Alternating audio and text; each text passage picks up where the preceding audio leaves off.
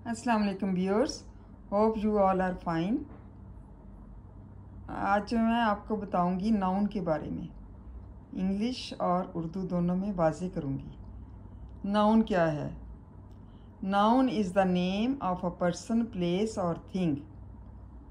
मतलब नाउन जो है वो किसी शख्स, जगह, चीज़ के नाम को इस्म कहते हैं। इंग्लिश में नाउन है और उर्दू में इस्म कहते हैं। थिंग जो है, in the connection is use to mean anything living और डेड। मतलब थिंग जो है कोई भी हो सकती है, लिविंग और मतलब जानदार हो सकती है या बेजान हो सकती है। तो इसी के बारे में उर्दू में भी लिखा हुआ है। उर्दू में भी यही है कि किसी शख्स, जगह, चीज़ के नाम को इस्म कहते हैं। चीज़ जानदार और बेजान हो सकती है। एग्जाम्पल है कायदे आज़म, लाहौर और कुर्सी वगैरह।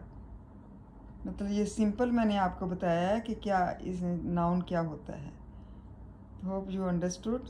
Thank you so much and जज़ाकल्लाह खैर।